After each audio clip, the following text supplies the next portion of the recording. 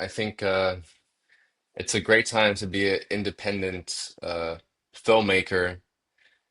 I mean, you just saw like the two movies that came out last, Obsession and Backrooms. They they took the number one spot from a Disney Star Wars production, which is crazy. And obviously the CEOs of they take note of that. They're saying, "Oh, this in a brand new story, independent filmmaker made much more money than the big budget franchise." And I think that's such a good sign. And I really hope that a lot of studios will take note of that and give new stories and new filmmakers a chance because it's so refreshing to see new faces and have new filmmakers and new stories. So I do think that yeah, it's a great time, and also like you said with YouTube and everything, it's just a great time to get your stuff out there, even if it's not the non-traditional way of applying to film festivals.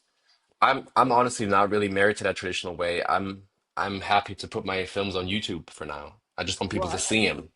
I tell you though, I mean, it Yeah. is because like when you're starting in the traditional track of Hmm.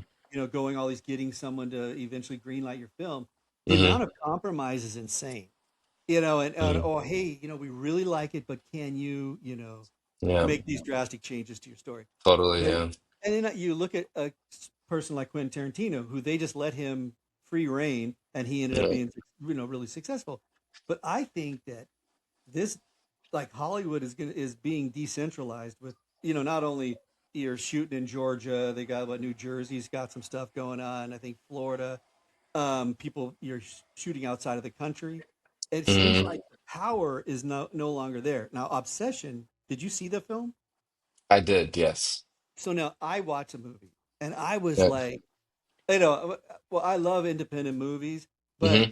at the same time, I mean, like horror is big right now. Yeah. But I mean, I think that the director of that movie was young, but that dude was Yeah. like locked into horror, the genre.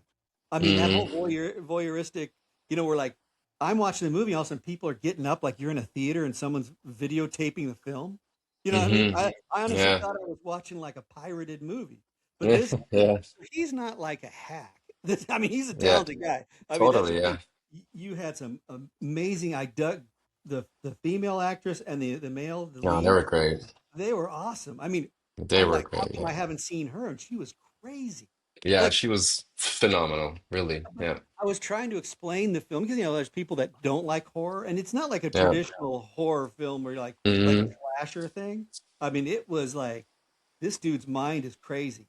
Yeah. And anyway, I mean, he think it was like almost $800,000. It was a pretty good sized budget, but small. Yeah. True. But Yeah.